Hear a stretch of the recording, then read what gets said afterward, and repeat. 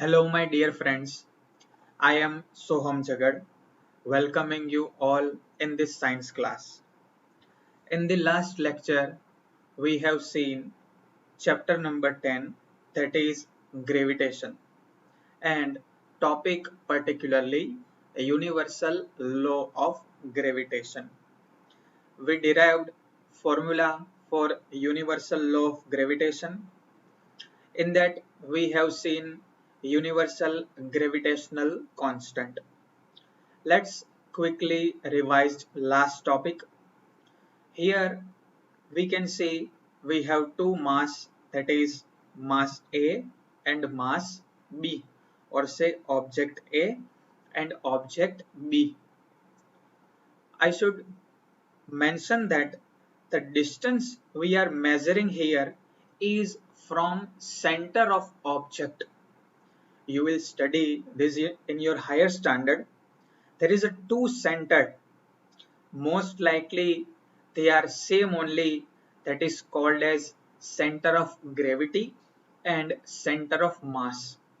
In most cases, center of gravity and center of mass lies on each other. You will study in your higher standard. Here we have to understood that the distance we are measuring here is from center only, not objects outside, which means here you can see the distance between object A and B is D, that is measured from center of A to center of D. We have seen that the force, that is gravitational force between these two objects is proportional to multiplication, or say product of these two object, mass of these two object, and it is inversely proportional to square of distance between these two object. So from that we derived F is proportional to m into m divide d square. Here capital M is mass of object A, small m is mass of object B, and d is distance between these two objects.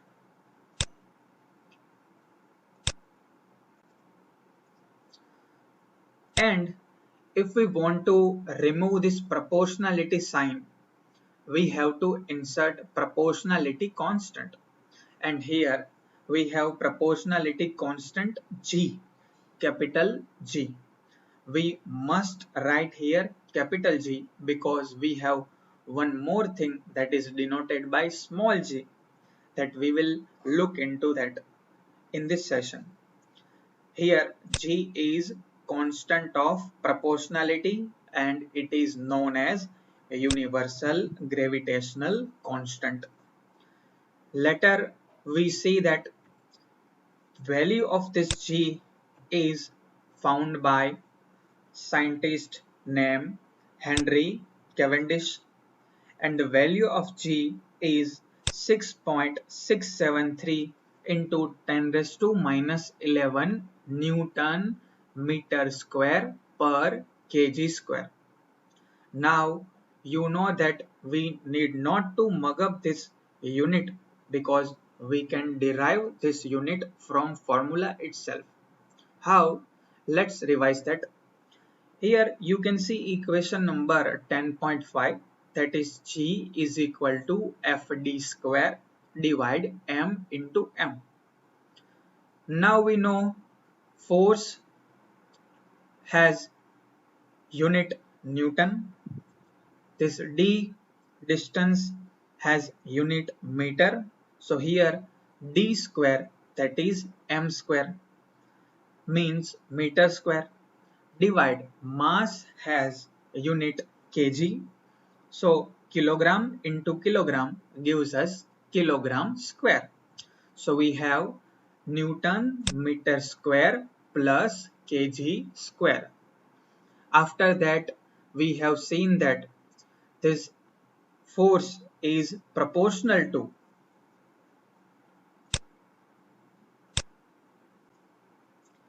this force is proportional to multiplication of mass, or say product of mass, and it is inversely proportional to square of distance between these two objects.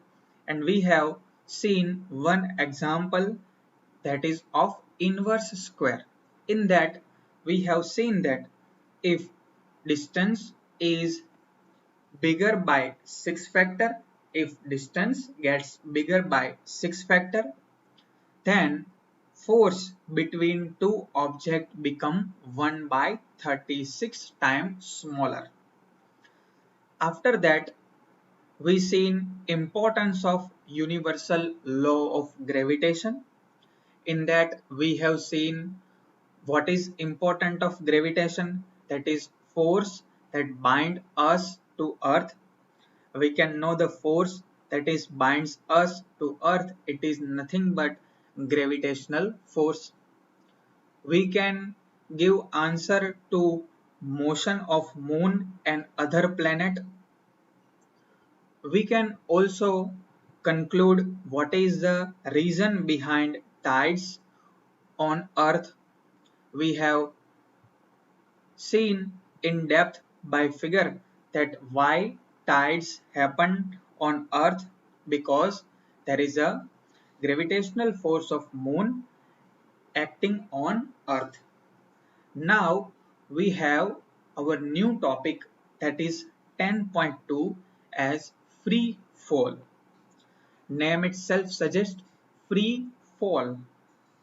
Let's try to understand meaning of free fall by one activity. Take a stone, throw it to upward. What will happen? The throw, after throwing stone, it will reach to certain height. It stops for microsecond or say nanosecond, and it will move downward. So we have learned that earth attracts object toward it. We know that earth has gravitational force,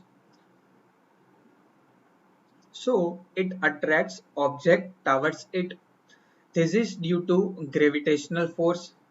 Whenever objects fall towards the earth under this force alone, we say that objects are in free fall.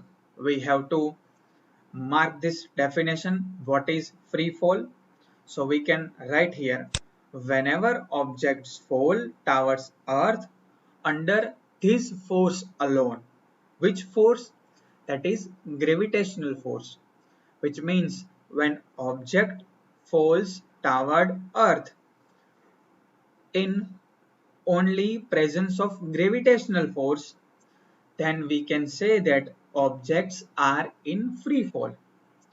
So we have to mark this.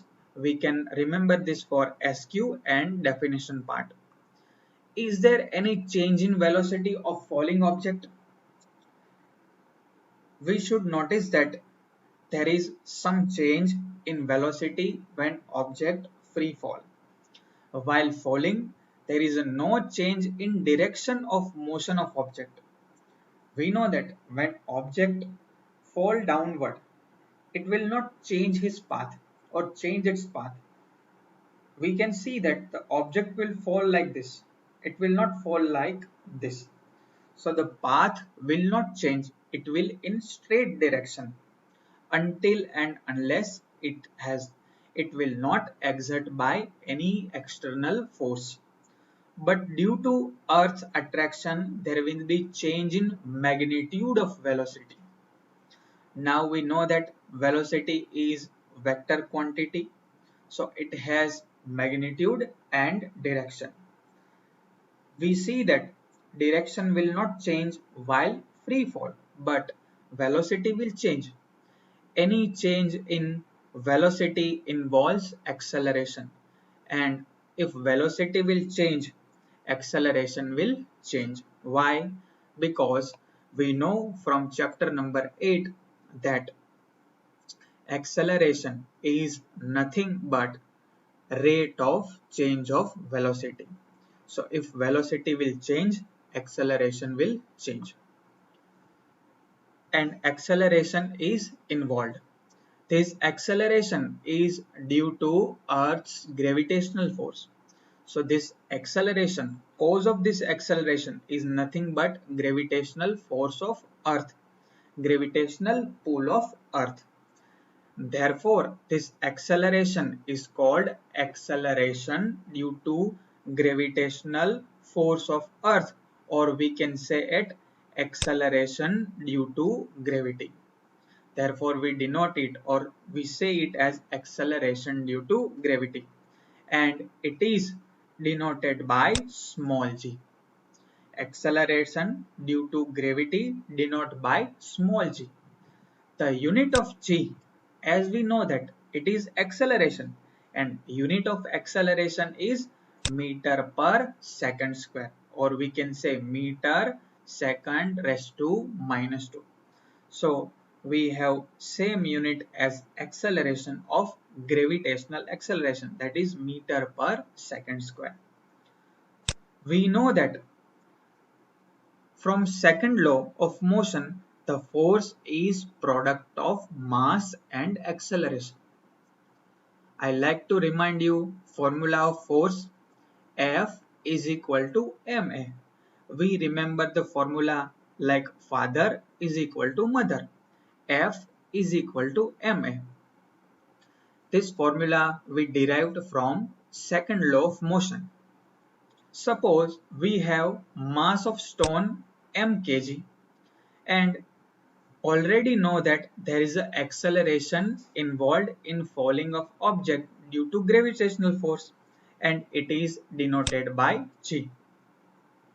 So in formula F is equal to ma. Now in place of a we will denote it by g, that is gravitational acceleration.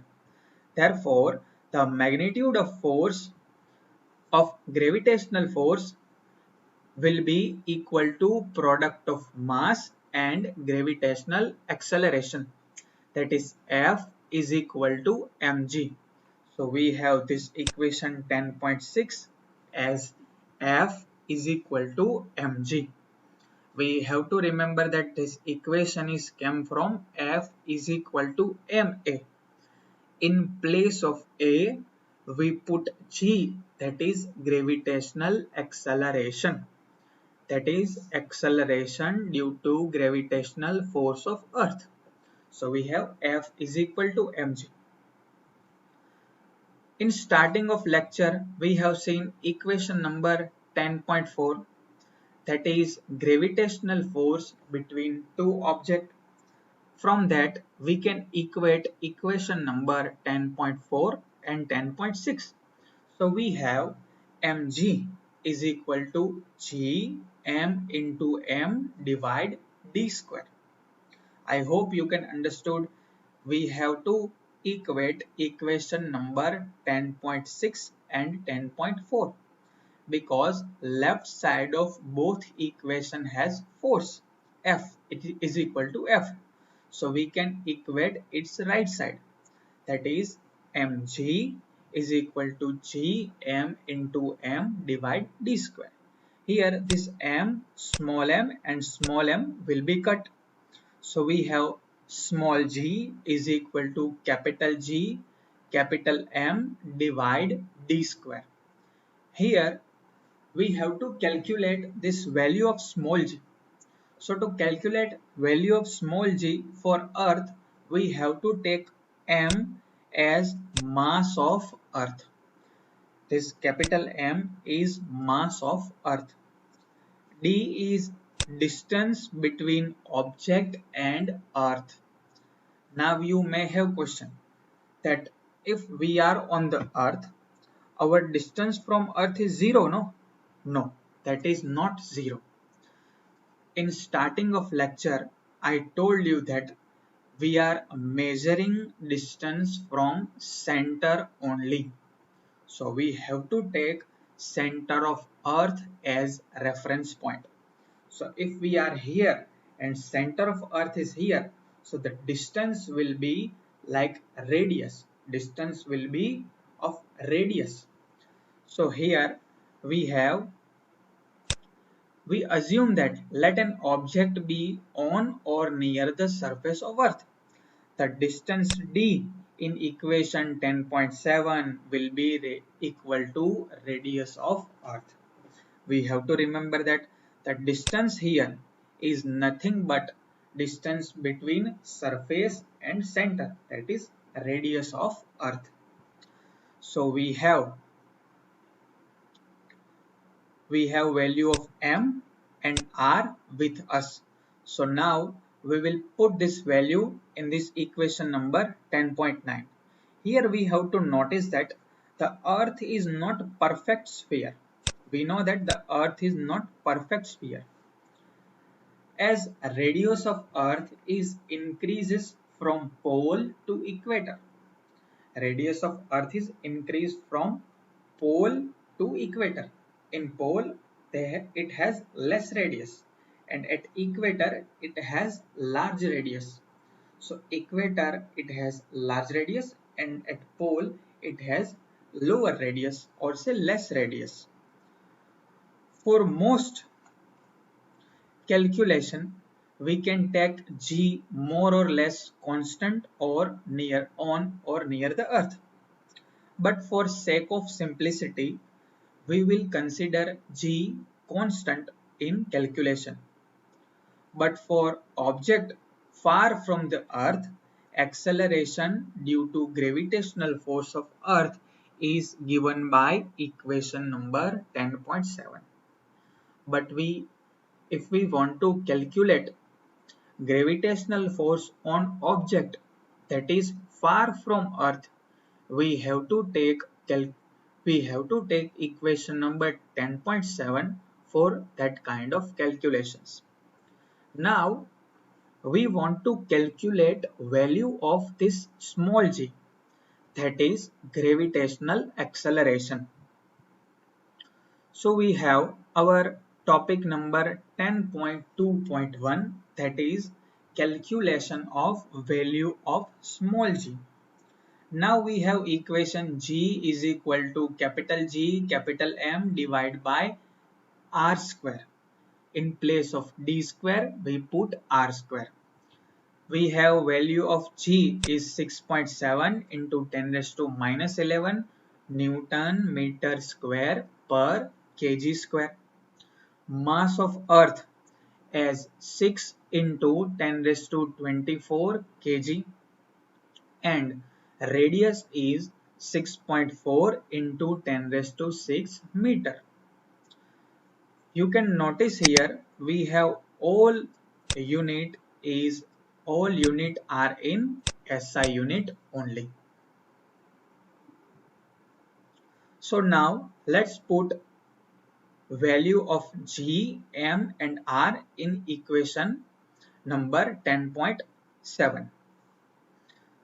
So we put 6.7 into 10 raised to minus 11 into 6 into 10 raised to 24 divided by 6.4 into 10 raised to 6.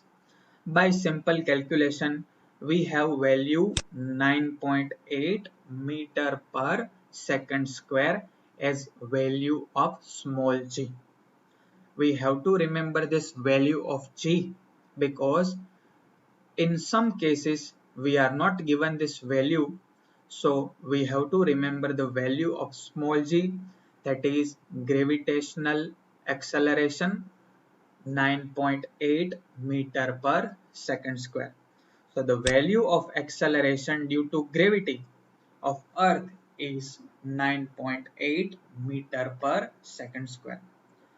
So note it in your notebook and mark it in your textbook. Value of g is 9.8 meter per second square. Now we want to observe motion of objects under the influence of gravitational force of earth. So we can have one activity.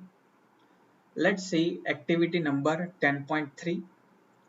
Take a sheet of paper and a stone and drop them simultaneously from first floor of building.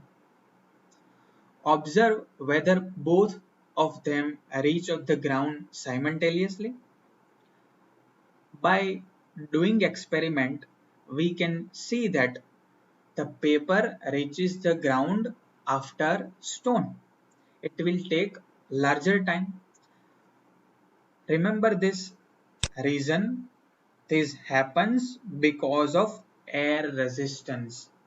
This happens because of air resistance.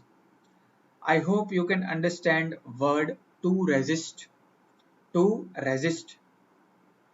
So here the reason behind stone reaches to ground first and after that the paper sheet reaches to ground is resistance of air. The air offer resistance due to friction to motion of falling object. What will happen? Air creates resistance, or we can say apply force on object, that is frictional force.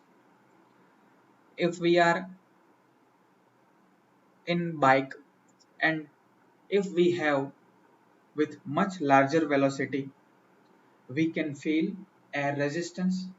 We can feel air resistance, and due to air resistance our speed will decreases from normal speed or ideal speed. So same air resistance will be offered by air, and it will on paper and stone both. This happens because of air resistance. The air offers resistance due to friction to motion of the falling object. The resistance offered by air to paper is more than offered to stone. If we ask to for the reason behind this experiment or result of this experiment, we have to write this reason as resistance offered by air to paper is more than resistance offered to stone. If we experiment in a glass jar from which air has been sucked out, which means we create vacuum there. The paper and stone would be fall at same rate. What will happen? The paper and stone will be fall at same rate. This experiment is very wonderful. We know that object experience acceleration during free fall. We know that object experience acceleration during free fall. This acceleration experienced by object is independent of its mass. We have to remember this. This acceleration experienced by object is independent of its mass. What is independent of its mass? Acceleration is independent of mass, not force, because force is equal to mg. It contains m, that is mass. So force is influenced by mass, but acceleration is not dependent on mass. It is independent of its mass. This means that all objects, hollow or solid, big or small, should fall at same rate. This means that all objects fall with same rate. According to story of Galileo, dropped a different object from top of the Leaning Tower of Pisa in Italy to prove the same. There is a story of Galileo. It experiment from Leaning Tower of Pisa from Italy, and it has same result as we discussed above. As G is constant near Earth, at Earth's surface gravitational acceleration is same. All the equation of uniform acceleration of motion of objects become valid with acceleration A replaced by G. So we learned about equations of motion. Equations of motion can be applicable to uniform acceleration. So this all laws and this formula satisfied by gravitational acceleration also. So we can use these equations of motion in gravitational acceleration also. What we have to do? We have to replace this A by gravitational acceleration small g. Here we read the equation and revise it. V is equal to u plus at, s is equal to ut plus half at square, and v square minus u square is equal to 2as. This last equation is right in different form here, that is v square is equal to u square plus 2as, that is same as v square minus u square is equal to 2as. And I hope you remember each and every quantity here. U as initial velocity, v is final velocity, a is acceleration, t is time, and s is distance. So we have these three equation, but under the influence of gravitational force, we have to write it here small g in place of small a. In applying this equation, we will take acceleration a to be positive when it is in the direction of velocity. Acceleration is positive when it supports motion of object, and we will take acceleration negative when it opposes motion. In few example, we use this sign convention. We take a sometimes positive, sometimes negative, or we get a positive or negative. Now we have our 10.3 topic, that is mass. In previous lecture, we discussed some points about mass and weight. In that lecture, I told you the same point. Let's quickly revise these points. We have learnt in previous chapter that mass of an object is measure of its inertia. Now we are familiar with terms inertia. We have also learned that greater the mass, greater the inertia. Because if mass is more, then we have to apply more force to move it or to change in its position or velocity. The greater is the inertia. It remains the same whether the object is on Earth, Moon, or even outer space. Which means mass is constant everywhere, whether it is on Earth, on Moon, or on outer space or in outer space. Thus, mass of an object is constant and does not change from place to place. Now we know that, and we have to mark it. The mass of an object is constant and does not change from place to place. So I hope you understood the concepts and topic we learned today. We have seen gravitational acceleration g, derived equation for gravitational acceleration, find a value of gravitational acceleration, and seen what is mass, and also seen influence of gravitational force on falling object or any object. Thank you.